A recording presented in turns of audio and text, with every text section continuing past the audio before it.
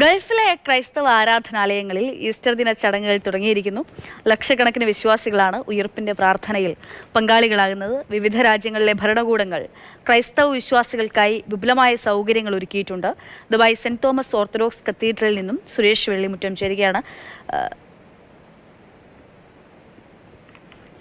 സുരേഷ്, ഇതാ മറ്റൊരു ഈസ്റ്റർ കൂടി കടന്നെത്തുകയാണ്. എങ്ങനെയാണ് ഗൾഫ് രാജ്യങ്ങളിൽ എവിടെയൊക്കെ ഇത് പ്രാർത്ഥനകളൊക്കെ തുടങ്ങി കഴിഞ്ഞിരിക്കുന്നു പള്ളികളിലൊക്കെയും?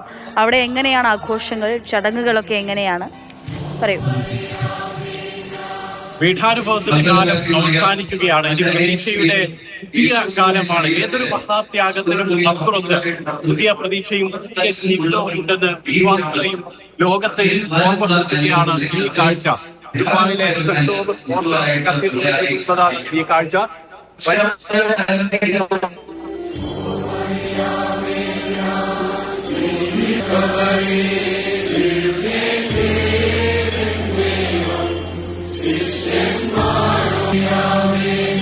ാണ് മറ്റ് ആരാധനാലയങ്ങളും ഇതുപോലെ വിശ്വാസികളാണ് സ്വീകരിച്ചു. അടുത്ത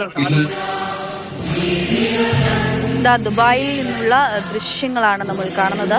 ദുബായിലും ഈസ്റ്റർ ദിന ആഘോഷങ്ങൾ തുടങ്ങുകയാണ്. സെന്റ് തോമസ് ഓർത്തഡോക്സ് കത്തീഡ്രലിൽ നിന്നാണ് സുരേഷ് വിവരങ്ങൾ നൽകിക്കൊണ്ടിരിക്കുന്നത്. അവിടെ ഭരണകൂടങ്ങളൊക്കെയും ഓരോ ഗൾഫ് രാജ്യങ്ങളിലും ഭരണകൂടങ്ങളൊക്കെയും ക്രൈസ്തവ വിശ്വാസികൾക്കായിട്ട് വിപുലമായിട്ടുള്ള സജ്ജീകരണങ്ങൾ ഒരുക്കിയിട്ടുണ്ട്.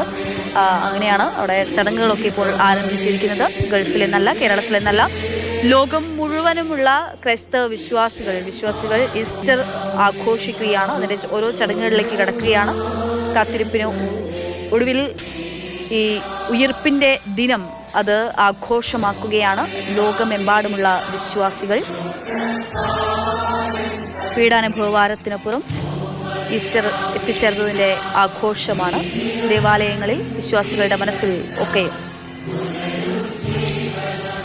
സുരേഷ്, അവിടെ ചില സാങ്കേതിക തടസ്സം ഉണ്ടായിരുന്നു. ഇപ്പോൾ കേൾക്കാമോ? എങ്ങനെയാണ്? നമ്മൾക്ക് ദൃശ്യങ്ങളിൽ കാണാൻ സാധിക്കുന്നുണ്ട്. ആ കാഴ്ചകൾ തന്നെ വളരെ മനോഹരമാണ്. നമുക്ക് ആളുകളൊക്കെയും ഒരുപാട് ആളുകളെ കാണാൻ സാധിക്കുന്നുണ്ട്, വിശ്വാസികളെയൊക്കെയും. എങ്ങനെയാണ് അവിടുത്തെ സജ്ജീകരണങ്ങളൊക്കെ ഒരുക്കിയിരിക്കുന്നത്? പറയൂ.